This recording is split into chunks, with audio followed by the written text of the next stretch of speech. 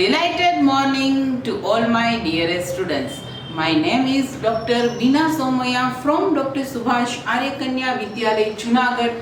Welcomes you all in the 5th video lecture of your practical subject, most practical subject, Elements of Accountancy of 11 Commerce. Let's start our morning with a morning thought. Until you spread your wings, you will have no idea how far you can fly. Until you spread your wings, એટલે કે જ્યાં સુધી તમે તમારી પાંખો ફેલાવતા નથી ત્યાં સુધી you will have no idea how far you can fly. ત્યાં સુધી તો તમને ખ્યાલ જ નહીં આવે કે તમે કેટલા દૂર સુધી, how far એટલે કે કેટલા દૂર સુધી તમે ઉડી શકો છો. It means students કે જ્યારે તમે તમારી પાંખો ફેલાવો છો ત્યારે જ તમને ખ્યાલ આવે છે કે તમે તમારા આકાશમાં કેટલા દૂર સુધી અને કેટલા ઊંચે સુધી ઉડી શકો છો. પણ એના માટે સૌથી પહેલા તમારે તમારી પાંખો છે એ ફેલાવવી જરૂરી છે. ભૂતકાળના સ્ટુડન્ટ્સ આપણને કોઈને ખ્યાલ ના હતો કે આવી પરિસ્થિતિ આપણા દેશમાં, આખી દુનિયામાં આવીને ઊભી રહેશે અને આ રીતે આપણે વિડીયો લેક્ચર દ્વારા સ્ટડી કરવાનું આવશે એ તો કોઈને જ ખ્યાલ ન હતો. પણ કહેવાય છે ને કે મુસીબતના સમયમાં જ માણસની આવડત છે એ ખીલે છે. આવું જ કંઈક આપણી સાથે પણ બન્યું છે કે તમને ખ્યાલ ન હતો પાસમાં, પણ અત્યારે તમે બધા જ આ વિડીયો લેક્ચર્સ દ્વારા ઘરે બેઠા એક ખૂબ સારી રીતે સ્ટડી કરતા શીખી ગયા છો અને આ વાતની મને ખૂબ જ ખુશી છે.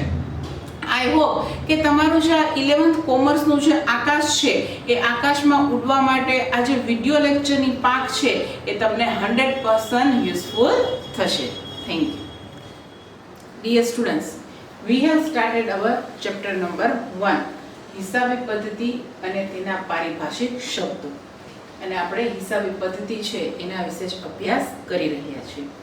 એમાં અત્યારે આપણે 7th પોઈન્ટ પર પહોંચેલા છે. ઓલરેડી આપણે એમના ટોટલ 6 પોઈન્ટ સ્ટડી કરેલા છે અને અત્યારે આપણે આ ચેપ્ટરનો 7th પોઈન્ટ જે છે હિસાબી પદ્ધતિના ગુણાત્મક લક્ષણો. આની પહેલા આપણે જે જોયેલું હતું એ હિસાબી પદ્ધતિની લાક્ષણિકતાઓ હતી સ્ટુડન્ટ્સ, અને અત્યારે આપણે જે સ્ટડી કરવા જઈ રહ્યા છીએ એ છે હિસાબી પદ્ધતિના ગુણાત્મક લક્ષણો. સૌથી પહેલા તો તમને એ કહેવા ઈચ્છું છું કે ગુણાત્મક લક્ષણો કેને કહેવાય, તો કે સંપૂર્ણ સાચી અને ઉપયોગી હિસાબી માહિતી. તો કે તમે જે હિસાબી પદ્ધતિમાં જે તમે હિસાબો રજૂ કરી રહ્યા છો એ સંપૂર્ણપણે સાચા હોવા જોઈએ અને એ હિસાબોની રજૂઆત એવી રીતે થયેલી હોવી જોઈએ કે સામેવાળા જે પક્ષકારો છે, ચાહે એ સંચાલક હોય, શેર હોલ્ડર્સ હોય, સમય શેર હોલ્ડર્સ હોય, લેણદારો હોય, કર્મચારીઓ હોય, કોઈ પણ છે જે સામેવાળી પાર્ટી જે છે એને એ માહિતી ઉપયોગી થાય એ રીતની હોવી જોઈએ. તો સૌથી પહેલા તો ગુણાત્મક લક્ષણો આને કહેવાય કે જે તમે માહિતી રજૂ કરો છો એ સંપૂર્ણ સાચી હોવી જોઈએ અને સામેવાળી પાર્ટીને પ્રોપરલી યુઝફુલ થાય એ રીતની હોવી જોઈએ. તો એની અંદર ટોટલ 4 પોઈન્ટ્સ આવે છે: વિશ્વાસપાત્રતા, સુસંગતપણું, સમજ ક્ષમતા અને તુલનાત્મકતા. આ 4 વસ્તુઓ એવી છે કે જે હિસાબી પદ્ધતિના ગુણાત્મક લક્ષણો દર્શાવે છે. અને જો હિસાબી માહિતી તમે જે રજૂ કરો છો હિસાબી માહિતી, એ હિસાબી માહિતીમાં આ 4 લક્ષણો હશે તો જ એ માહિતી એવી હશે કે સામેવાળાના મગજમાં, સામેવાળી પાર્ટીના મગજમાં, એના મનમાં એક વિશ્વાસપાત્રતા ક્રિએટ કરી શકશે. તો સ્ટેપ બાય સ્ટેપ આપણે 4 પોઈન્ટ સ્ટડી કરશું. સૌથી પહેલો પોઈન્ટ છે વિશ્વાસપાત્રતા. તમારી જે હિસાબી માહિતી છે એ એવી હોવી જોઈએ કે એની અંદર વિશ્વાસપાત્રતા હોય એવી માહિતી હોવી જોઈએ. તો સૌથી પહેલા આપણે એ જોઈએ કે વિશ્વાસપાત્રતા એટલે શું. તો કે સૌથી પહેલા તમારી જે માહિતી છે એ વાસ્તવિક ચિત્ર રજૂ કરતી હોવી જોઈએ. તમે જે માહિતી આપો છો એમાં કોઈ પણ અવાસ્તવિક માહિતી હોવી જોઈએ નહીં, વાસ્તવિક માહિતી હોવી જોઈએ, રિયલ ઇન્ફોર્મેશન હોવી જોઈએ. માહિતી સંપૂર્ણપણે ભૂલ રહિત હોવી જોઈએ. કોઈ પણ માહિતી તમે રજૂ કરો છો તેમાં કોઈ પણ પ્રકારની મિસ્ટેક હોવી જોઈએ નહીં, કે આંકડાકીય કોઈ પ્રકારની મિસ્ટેક્સ ના હોવી જોઈએ. એટલે તમારી માહિતી છે સંપૂર્ણ ભૂલ રહિત હોવી જોઈએ. બીજી વસ્તુ ખાસ એ યાદ રાખવાનું છે કે અકાઉન્ટ્સમાં કોઈ પણ પ્રકારની ગોલમાલ ના થયેલી હોવી જોઈએ, એટલે કે ગેરરજૂઆત કે ક્ષતિ હોવી જોઈએ નહીં. ઘણી વખત આપણે જોતા હોઈએ છીએ કે ઘણા લોકો ઘણા અકાઉન્ટ્સ જે છે એમાં થોડી ઘણું ચીટિંગ કરતા હોય છે અને એ રીતે માહિતી છે એ પ્રોવાઈડ કરતા હોય છે. પણ ખાસ યાદ રાખવાનું છે કે તમે જે હિસાબી માહિતી રજૂ કરો છો એમાં કોઈ પણ પ્રકારની ગેરરજૂઆત કે ગેરરીતિનું આચરણ થયેલું હોવું જોઈએ નહીં. એ સંપૂર્ણપણે સાચી હોવી જોઈએ અને ભૂલ રહિત. તો જ તમારી માહિતીનું વાસ્તવિક ચિત્ર રજૂ થયું ગણાશે. સેકન્ડ આવે છે નિયમો અને સિદ્ધાંતોનું સંપૂર્ણપણે પાલન. આગળ આપણે જોશું એકાઉન્ટ્સના ઘણા બધા નિયમો હોય છે અકાઉન્ટ્સ લખવા માટેના, અને આપણે એ પણ સ્ટડી કરી ગયા હતા કે જે હિસાબી પદ્ધતિ છે એ એક પ્રકારનું વિજ્ઞાન છે. જેમ વિજ્ઞાનમાં અમુક નિયમો અને સિદ્ધાંતો કમ્પલસરી ફોલો થતા જ હોય છે, તો એવી રીતે અકાઉન્ટ્સ લખતી સમયે પણ અમુક રૂલ્સ અને રેગ્યુલેશન્સ છે, પ્રિન્સિપલ્સ છે, એનું સંપૂર્ણપણે પાલન થયેલું હોવું જરૂરી છે. જો એ નિયમોનું પાલન નહીં થયેલું હોય તો સ્ટુડન્ટ્સ તમારા અકાઉન્ટ્સ છે એ પ્રોપરલી અને સાચા બનશે નહીં. So it must be. Next છે વિશ્વસનીય રજૂઆત, તટસ્થતા, વિચાર વિવેક, પૂર્ણતા જેવા પેટા લક્ષણોનો સમાવેશ. વિશ્વાસપાત્રતાની અંદર બીજા પેટા લક્ષણો આવે છે, જેમાં એ વસ્તુ છે કે રજૂઆત વિશ્વસનીય હોવી જોઈએ, જે કંઈ પણ માહિતી છે એમાં તટસ્થતા હોવી જોઈએ, અને જે કંઈ પણ માહિતી છે એમાં વિચાર વિવેકનો ઉપયોગ થયેલો હોવો જોઈએ, અને માહિતી છે એ પૂર્ણ હોવી જોઈએ, અધૂરી હોવી જોઈએ નહીં. આ બધા વિશ્વાસપાત્રતાના પેટા લક્ષણો છે. એ પેટા લક્ષણો પણ તમારી હિસાબી માહિતીમાં ફોલો થયેલા હોય એ જરૂરી છે. દરેક જે મેઇન પોઈન્ટ છે એમાં એના કીવર્ડ્સ છે એ અહીં મેં બોર્ડ ઉપર લખીને આપેલા છે. તો પહેલો જે પોઈન્ટ છે વિશ્વાસપાત્રતા એ કમ્પ્લીટ થાય છે. બીજો પોઈન્ટ છે સુસંગતપણું. હવે સુસંગતપણું કેને કહેવાય? તો કે ઉપયોગકર્તાને જરૂરી સમગ્ર માહિતીનો સમાવેશ થઈ જવો જોઈએ. ઉપયોગકર્તા, તો અહીં આપણે નેક્સ્ટ પોઈન્ટ સ્ટડી કરવાના જ છીએ.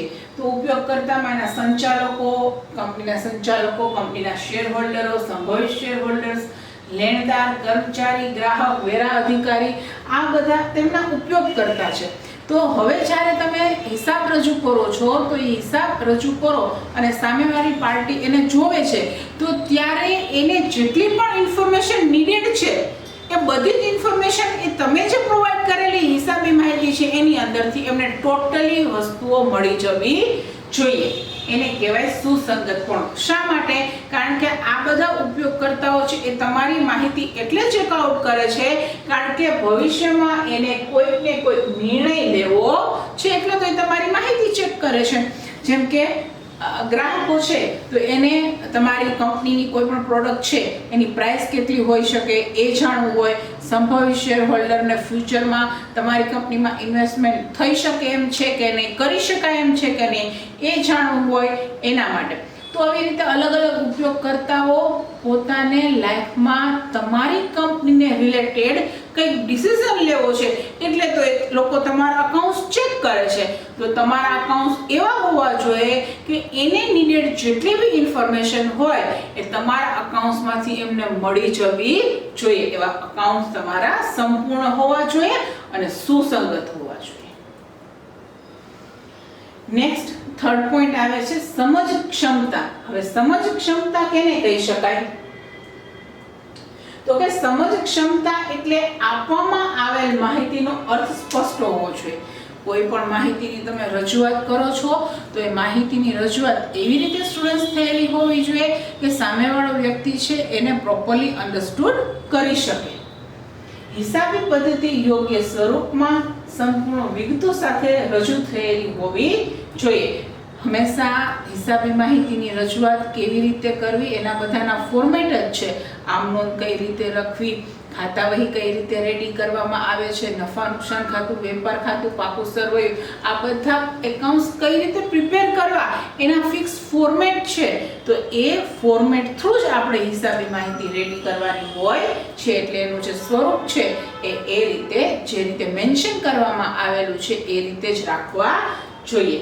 અને એને રિલેટેડ જેટલી પણ વિગતો હોય એ બધી જ વિગતો પ્રોવાઈડ કરવી જોઈએ. હા, એક વસ્તુ ખાસ સમજ ક્ષમતાની અંદર એક વસ્તુ ખાસ ધ્યાનમાં રાખવાની છે કે ઉપયોગકર્તા પાસે પ્રારંભિક જ્ઞાન તો હોવું જ જોઈએ. એટલે સામેવાળી પાર્ટી જેને તમે અકાઉન્ટ્સ આપો છો અથવા તમારી કંપનીના અકાઉન્ટ શો આઉટ કરો છો, ફર્સ્ટ ઓફ ઓલ એને તો અન્ડરસ્ટેન્ડિંગ હોવી જ જોઈએ કે ઉધાર જમાના નિયમો શું છે, કે મિલકતો ક્યાં લખાય છે, દેવા ક્યાં લખાય છે. એની પાસે તો આ બેઝિક નોલેજ હોવું જરૂરી જ છે. તો જ તમારા અકાઉન્ટ્સ છે એ પ્રોપરલી ચેકઆઉટ કરી શકશે અને સમજી શકશે. એટલે એ તો પ્રાઇમ કન્ડિશન તો છે, પણ તમે જે તમારા અકાઉન્ટ્સ પ્રિપેર કરો છો એ પ્રોપરલી હોવા જોઈએ ને એની અંદર જે કાંઈ પણ માહિતી તમે આપો છો એનો અર્થ સ્પષ્ટ હોવો જોઈએ અને સંપૂર્ણ વિગતો સાથે હોવી જોઈએ. એટલે આને કહેવાશે સમજ ક્ષમતા. નેક્સ્ટ પોઈન્ટ આવે છે તુલનાત્મકતા.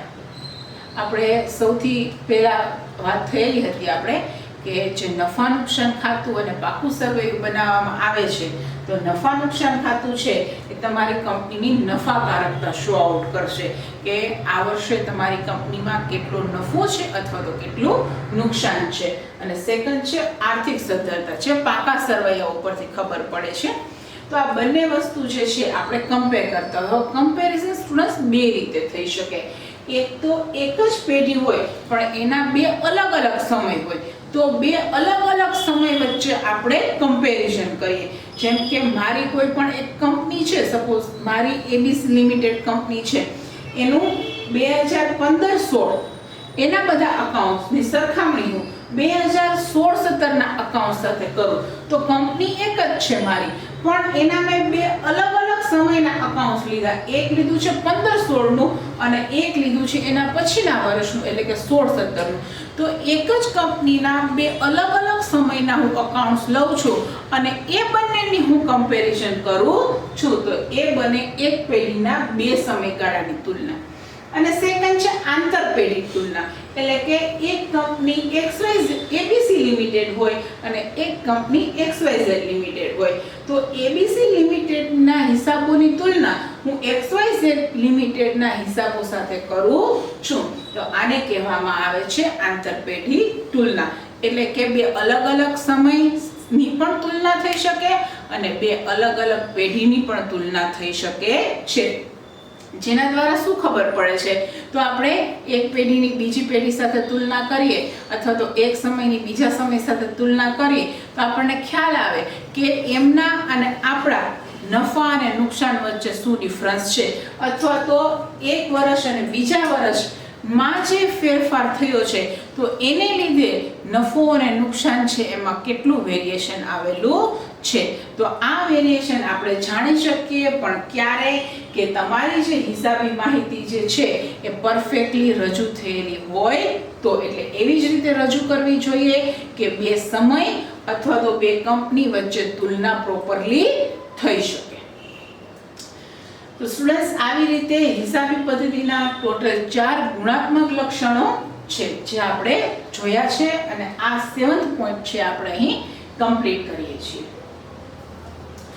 આપણો 8th પોઈન્ટ એટલે આપણો નેક્સ્ટ પોઈન્ટ આવે છે હિસાબી માહિતીના ઉપયોગકર્તાઓ અને તેની જરૂરિયાત. આપણે ઘણી વખત સ્ટાર્ટિંગના લેક્ચરથી જ સ્ટુડન્ટ્સ આ વાત થયેલી છે કે હિસાબી પદ્ધતિનો ઉપયોગ કરનારા ઘણા બધા વ્યક્તિઓ છે. ઘણા બધા વ્યક્તિઓને ઘણી બધી માહિતી જોતી હોય છે, તો એ માહિતી કંપનીને હિસાબી માહિતી સ્વરૂપે રજૂ કરવી પડતી હોય છે. તો એ જ બધા ઉપયોગકર્તાઓ વિશે આપણે જોવાનું છે કે ક્યાં ક્યાં એના ઉપયોગકર્તાઓ છે અને એને કઈ કઈ જગ્યાએ કઈ રીતે એ હિસાબી માહિતીની જરૂરિયાત ઊભી થતી હોય છે. એટલે ઉપયોગકર્તાઓ અને તેની જરૂરિયાત આપણે સ્ટડી કરશું.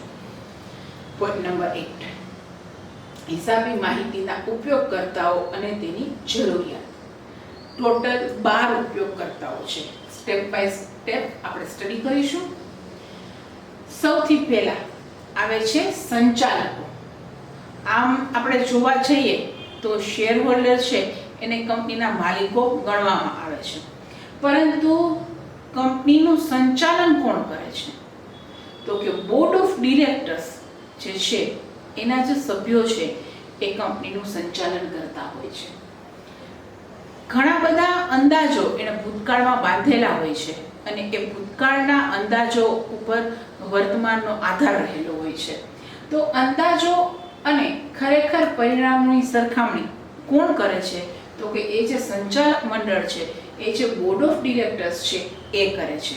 કે જે કાંઈ પણ પાસ્ટમાં બોર્ડ ઓફ ડિરેક્ટર્સે જે કાંઈ પણ ડિસિઝન લીધેલા છે, તો એ ડિસિઝન સાચા પુરવાર થયા છે કે ખોટા પુરવાર થયા છે, એ લોકો એ વર્તમાનમાં ચેકઆઉટ કરે છે અને એ પ્રમાણે ફરી એ ભવિષ્યમાં ડિસિઝન લે છે કે પગલાં જો એણે લીધેલા હોય એ સાચા હોય, એના જો ડિસિઝન સાચા હોય તો એ મુજબ તે ભવિષ્યમાં પણ આગળ વધશે. પરંતુ ભૂતકાળના અંદાજો ઉપરથી એણે જે નિર્ણય લીધેલા છે એ જો વર્તમાનમાં ખોટા સાબિત થાય છે તો ફરી ભવિષ્યમાં એમને પોતાના જે નિર્ણય છે એમાં ચેન્જીસ લઈ આવવો પડે છે. પણ આ બધા નિર્ણયોની ખબર કઈ રીતે પડે છે? જે નિર્ણય લીધેલો છે એ સાચો છે કે ખોટો છે એ કેવી રીતે ખબર પડશે? તો કે હિસાબોના આધારે ખબર પડશે.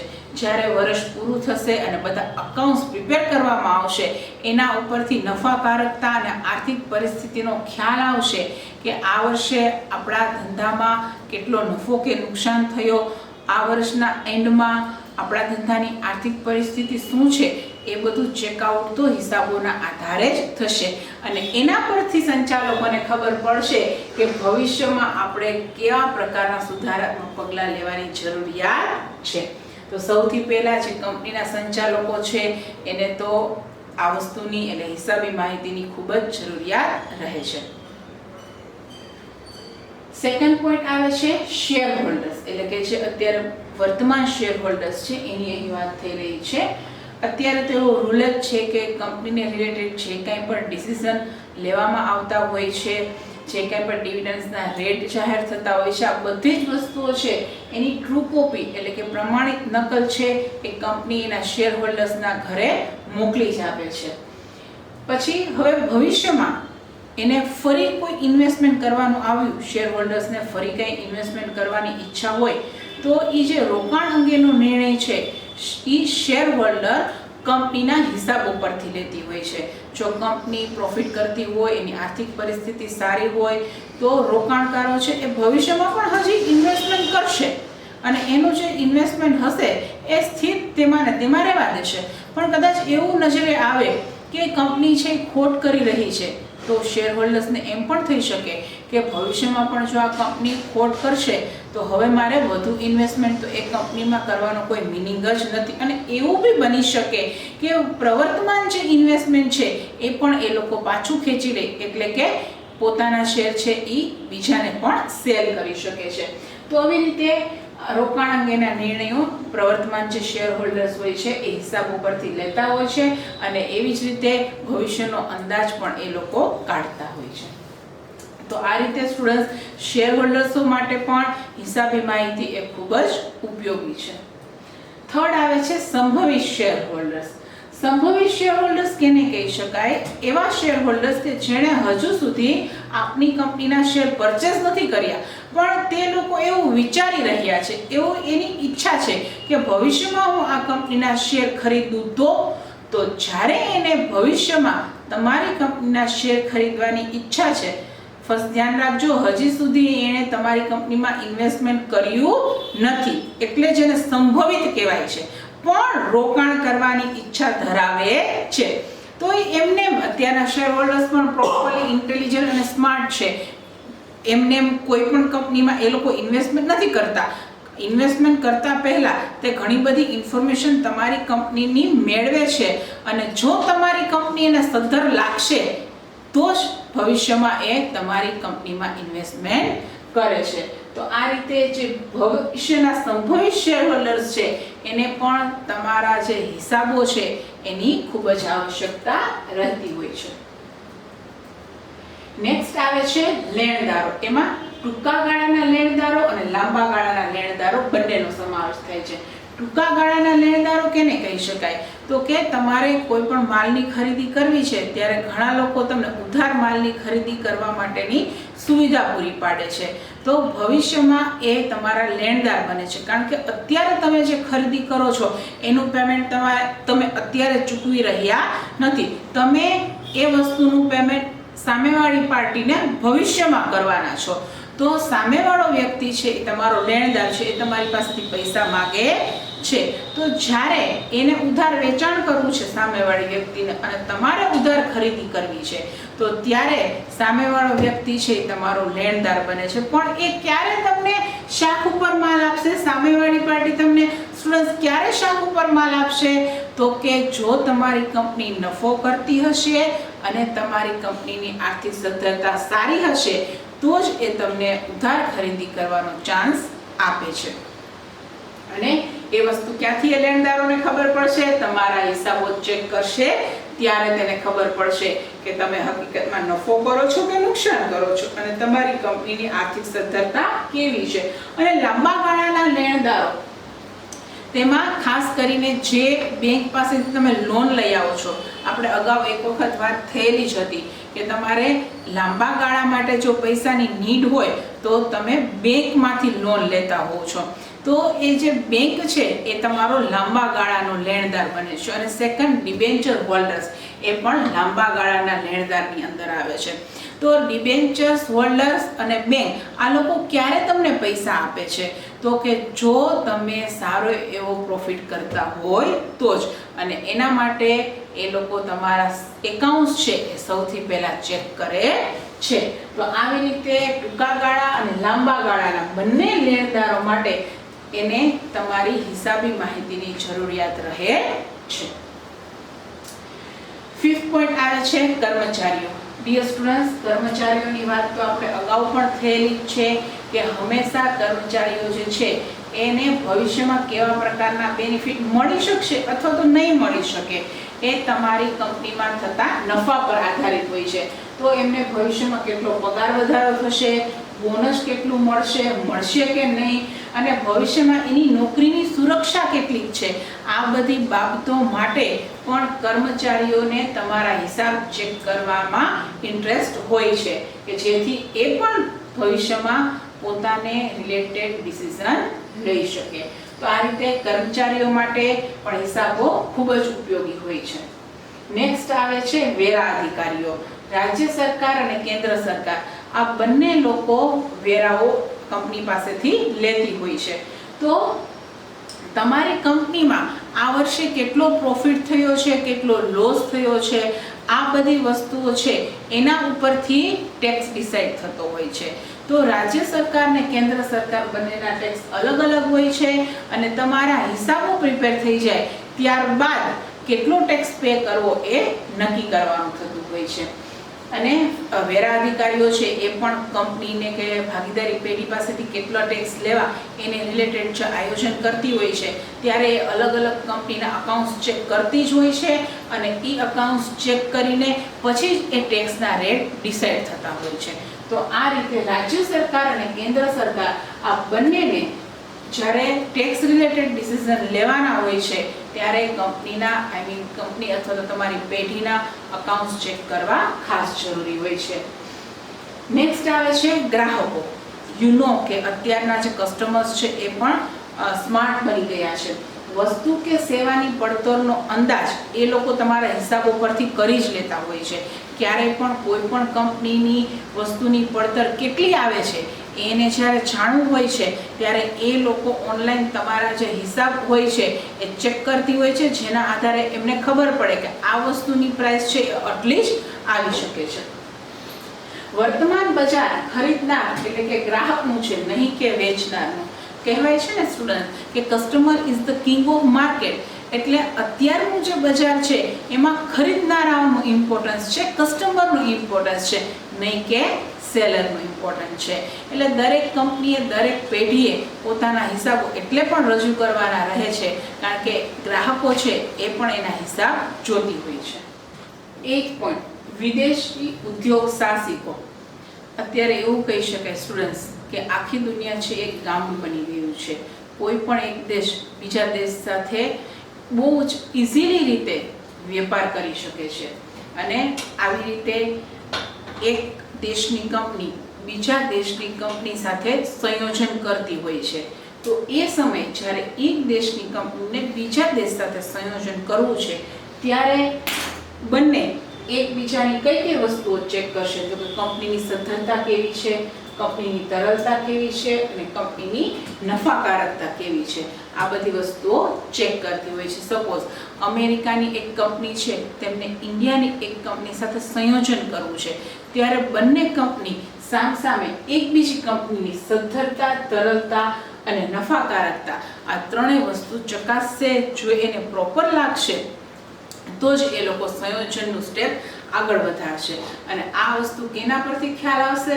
બટ ઓબ્વિયસ કે એકબીજાની કંપનીના હિસાબો ચેક કરીને જ ખ્યાલ આવશે. નેક્સ્ટ આવે છે નિયમનકારી સંસ્થાઓ. નિયમનકારી સંસ્થાઓ હોય છે એ અમુક નિયમો અને માર્ગદર્શિકાઓ બનાવતી હોય છે કે નિયમો અને માર્ગદર્શિકા ફોલો કરીને જ દરેક લોકો, દરેક કંપની પોતાના હિસાબો બનાવતા હોય છે. જેમાં સેબી આવે છે અને ઈરડા આવે છે. સેબીનું ફૂલ ફોર્મ થાય છે security exchange board of India અને ઈરડાનું ફૂલ ફોર્મ થાય છે insurance regulatory development authority of India. આ બંને જે સંસ્થાઓ છે એ કંપનીને રિલેટેડ અકાઉન્ટ્સ લખવા માટેના નિયમો અને માર્ગદર્શિકાઓ બનાવે છે. તો જ્યારે આ લોકો નિયમો અને માર્ગદર્શિકાનું રચના કરતા હોય છે, એનું ઘડતર કરતા હોય છે, ત્યારે એ અલગ અલગ કંપનીના અકાઉન્ટ્સ ચેક કરતા હોય છે અને એનો આધાર લઈ અને એ અલગ અલગ માર્ગદર્શિકાઓનું ઘડતર કરતા હોય છે, અલગ અલગ નિયમોનું ઘડતર કરતા હોય છે. તો આ રીતની જે નિયમનકારી સંસ્થાઓ છે એના માટે પણ કંપનીના હિસાબો ખાસ જરૂરી છે. પોઈન્ટ નંબર 10, વ્યવસાયિક સંસ્થાઓ. આપને ખ્યાલ જ છે કે અકાઉન્ટ્સ લખવું, નામું લખવું એ એક વ્યવસાય છે. તો જેટલા લોકો આ પ્રકારના વ્યવસાય સાથે જોડાયેલા છે એનું પ્રોપર સંચાલન થવું જરૂરી છે. તો એ વ્યવસાયનું પ્રોપર સંચાલન થાય એના માટે અલગ અલગ સંસ્થાઓ હોય છે કે જે લોકો એ વ્યવસાય માટે પ્રોપરલી માર્ગદર્શન આપતા હોય છે. તો એમાં 3 સંસ્થાઓનો સમાવેશ થાય છે: the Institute of Chartered Accounts of India, Institute of Chartered Secretary of India અને the Institute of Post Accounts of India. આ ત્રણેય સંસ્થાઓ એવી છે કે જે આ નામું લખવા માટેનો જે વ્યવસાય છે એનું સંચાલન એ લોકો પ્રોપરલી રીતે કરતા હોય છે. તો આ વ્યવસાયનું પ્રોપરલી સંચાલન થાય એના માટે આ ત્રણેય સંસ્થાઓ અલગ અલગ કંપનીના હિસાબો ચેક કરતી હોય છે. નેક્સ્ટ 11th આવે છે સંશોધકો અને વિશ્લેષકો. સંશોધન છે એ દરેક માટે ઉપયોગી હોય છે. કંપની પોતે સંશોધન કરાવતી હોય પોતાની જ કંપનીનું, અથવા તો એવું પણ બની શકે કે બીજા કોઈ લોકો છે એ પણ તમારી કંપની વિશે સંશોધન કરી શકતા હોય છે. તો જ્યારે પણ કોઈ પણ સંશોધન હાથ ધરવામાં આવે છે સ્ટુડન્ટ, ત્યારે એ કંપનીને પોતાના માટે તો ઉપયોગી નીવડે છે, સાથે સાથે જે ભવિષ્યના બીજા રોકાણકારો હોય છે એના માટે પણ એ સંશોધનો છે એ ઉપયોગી નીવડતા હોય છે. કારણ કે એ સંશોધનને આધારે કંપની અને બીજા રોકાણકારો એને રિલેટેડ ઘણા બધા નિર્ણયો લઈ શકતા હોય છે. કંપનીમાં કેટલી પ્રગતિ થઈ, કંપનીમાં કેટલી નફાકારકતા છે, કે ભવિષ્યમાં કંપની કેટલો વિકાસ કરી શકશે, આ બધી જ માહિતી છે એ સંશોધન ઉપરથી ખ્યાલ આવે છે. તો જ્યારે કોઈ સંશોધક કે વિશ્લેષક ને કોઈ પણ માહિતી જોતી હોય છે સંશોધન કરવા માટે કે વિશ્લેષણ કરવા માટે, ત્યારે તે કંપનીના હિસાબોનો ઉપયોગ કરે છે. એના આધારે જ એ પોતાનું સંશોધન હાથ ધરી શકે છે. અને નેક્સ્ટ અને લાસ્ટ આવે છે આપણો પોઈન્ટ નંબર 12, સરકાર. આપણે તો ખ્યાલ જ છે કે સરકાર છે એ દેશની સર્વોપરી સત્તા છે અને જ્યારે પણ સરકારને નીતિ વિષયક નિર્ણયો લેવાના હોય છે કંપની માટેના, પેઢી માટેના, ત્યારે એ કંપની અને પેઢીના હિસાબોનો ઉપયોગ કરતી હોય છે અને એ જોયા પછી એને ઉપર તપાસ કર્યા પછી એ નીતિ વિષયક નિર્ણયો છે એ લેતી હોય છે. તો આવી રીતે અત્યારે આપણે પોઈન્ટ નંબર એ હિસાબી માહિતીના ઉપયોગકર્તાઓ અને તેની જરૂરિયાત એના જે 12 પોઈન્ટ્સ છે એ અહીં આપણે કમ્પ્લીટ કરીએ છીએ. ડિયર સ્ટુડન્ટ્સ, તમે બોર્ડ ઉપર પોઈન્ટ નંબર 7 હિસાબી પદ્ધતિના ગુણાત્મક લક્ષણો અને પોઈન્ટ નંબર 8 હિસાબી માહિતીના ઉપયોગકર્તાઓ અને તેની જરૂરિયાત બોર્ડ પર જોઈ શકો છો. અને આ બધી જ વસ્તુઓ તમારે તમારી નોટબુકમાં કમ્પલસરી લખવાની રહેશે. અત્યારે તમે વિડિયો પોઝ કરી અને બધી વસ્તુ નોટ ડાઉન કરી શકશો. ડિયર સ્ટુડન્ટ્સ, અહીં આપણે વિડિયો લેક્ચર નંબર 5 છે તે કમ્પ્લીટ કરીએ છીએ અને આ સાથે તમને હોમવર્ક આપવામાં આવે છે જેમાં 2 મેટર્સ ઇન્ક્લુડેડ છે. સૌથી પહેલી હિસાબી માહિતીના ગુણાત્મક લક્ષણો, જે મેં તમને ઓલરેડી સ્ટડી કરાવેલા છે. એ ગુણાત્મક લક્ષણો તમારે તેમના એક્સપ્લેનેશન સાથે લખવાના છે. સૌથી પહેલા તો તમે ગુણાત્મક લક્ષણો છે એ પાકા કરી લેજો અને પછી એ તમે લખજો એના એક્સપ્લેનેશન સાથે. અને સેકન્ડ આવે છે હિસાબી માહિતીના ઉપયોગકર્તાઓ અને તેમની જરૂરિયાત. એ પણ મેં તમને આ લેક્ચરમાં કરાવેલું જ છે, પણ ખાસ યાદ રાખજો કે મોઢે લખવાની છે આ બધી વસ્તુઓ અને પોઈન્ટ્સની સાથે તમારે એમનું એક્સપ્લેનેશન છે એ પણ લખવાનું રહેશે. આ સાથે જ આપણો વિડિયો લેક્ચર નંબર 5 છે તે કમ્પ્લીટ કરીએ છીએ students. Good bye, have a good day, stay home, stay safe. Thank you.